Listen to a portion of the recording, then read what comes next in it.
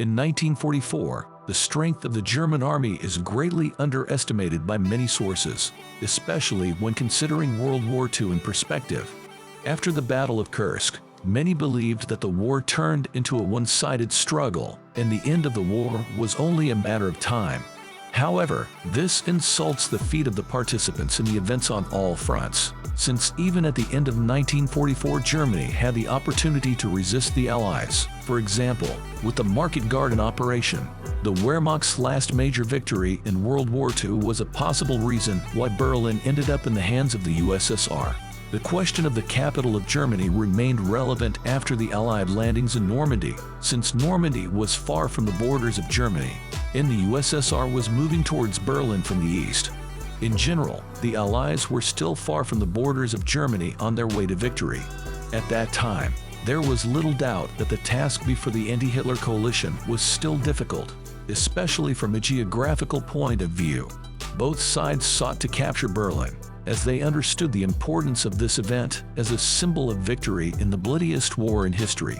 The capture of the capital was of great importance in the mass consciousness, and the winner will be the one who plants his flag on 3 famous buildings. In addition, in subsequent negotiations, those who control more territories in Europe will have more weight. The plans of the USSR to attack Berlin represent a separate story, which we can consider at your request in the comments.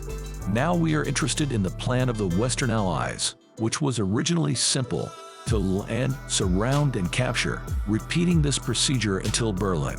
This is a brief description of Operation Cobra, which began immediately after the storming of Normandy.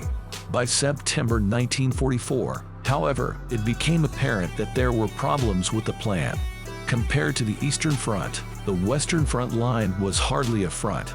Yes, France was liberated by the end of August, but, for example, a little more than 40,000 people participated in the battle for Paris, while 500,000 fought for Bobruisk in June 1944. On the Western Front, Germany did not initially concentrate so many forces, and most of them were on the Siegfried Line, a powerful defensive line on the borders of Germany, France, Belgium, and the Netherlands. As soon as the Allies reached this line, problems arose. At that time, the USSR rushed towards Berlin with great persistence, while the US and the UK faced huge supply problems. Deliveries of supplies to the front line were carried out only by trucks, and the ports and railways of Germany were destroyed, as if by the Allies themselves. Attacks on the Siegfried Line risked turning into a pointless, futile collision with the wall. British General Bernard Montgomery proposed a simple solution: to land troops on the backside of the Siegfried Line, bypass it, and surround it. With any luck, such a maneuver would cause panic and result in the surrender of Berlin to the Allies. In early September, Montgomery even announced that the British would enter the Reich capital 2 to 3 weeks after the start of such an operation. At the time, the Army commander and future U.S. President, Dwight Eisenhower, had some doubts about the effectiveness of such a plan. He faced difficulties and understood that the Western Allies would have to face serious challenges in order to reach Berlin. However, successive V-2 missile strikes on London during planning forced Britain to make every effort. The missiles were launched exactly into the territory that had to be captured as part of the operation. So a plan called Market Garden was born. The beginning of the operation was scheduled for September 2017, and the time for the capture of Berlin was determined before Christmas of the same year. The operation consisted of 2 pods.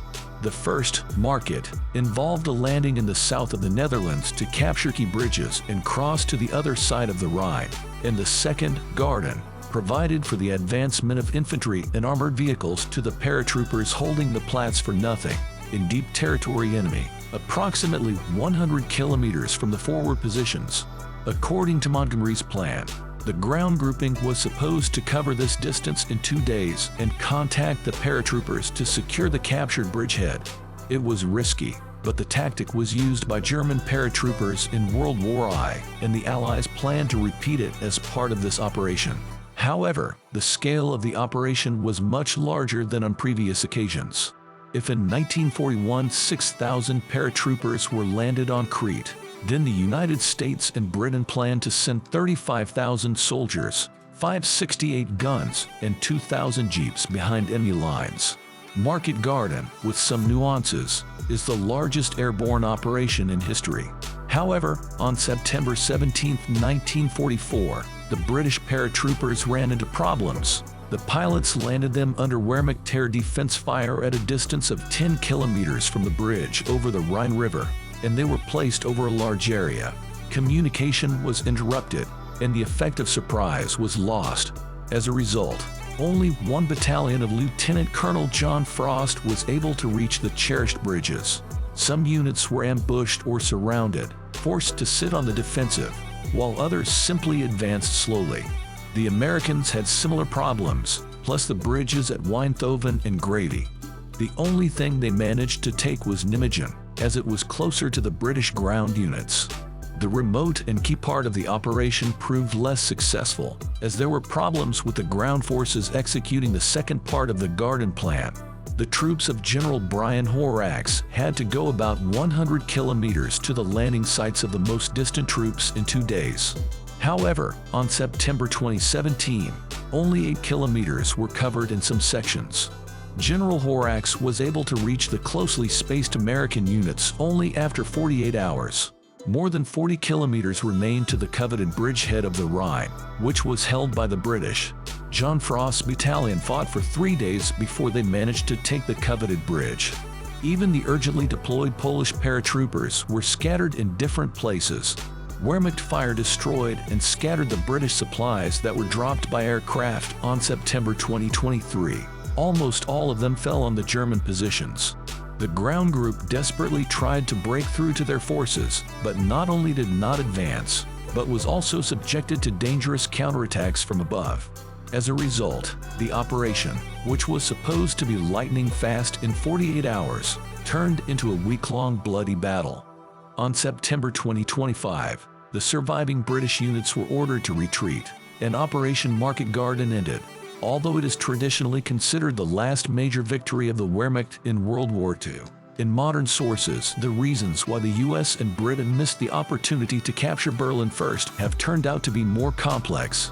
General Montgomery himself, the author of the operation plan, admitted that Berlin left the Western Bloc much earlier, when a more ambitious plan was not developed after the Normandy landings.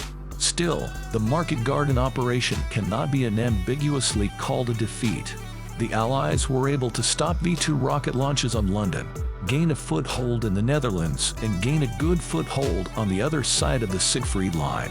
Despite high losses, especially in an ambitious and problematic area, the Allies achieved significant results. However, there is a theory that a German spy who revealed all the details of the operation a week before it began was one of the reasons for the problems that the Allies faced. General Montgomery points out that the importance now given to Operation Market Garden has been greatly exaggerated as the key to the capture of Berlin. Landing on the continent did not have such a close relationship to Berlin, especially considering that the scale of the battles on the Western Front is not comparable to the Eastern Front. Operation Market Garden forces included about 35,000 paratroopers and about the same number of reinforcements. Even if the plan had worked 100%, these forces would not have been able to take Berlin in 2 weeks. The USSR captured Berlin with a 2 million strong group, of which a quarter directly stormed the city. Soviet losses amounted to 75,000 people. Such forces were simply not available to either the United States or Britain on the Western Front. The only possibility for them was the panic in the leadership of Germany, which General Montgomery spoke about. For a real ground operation to capture the capital of the Reich, much more forces were required than what could be assembled in the arena of Operation Market Garden.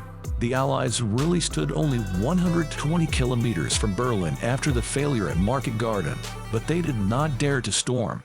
Commander Eisenhower's decision is still considered controversial, but in fact he saved tens of thousands of the lives of his soldiers.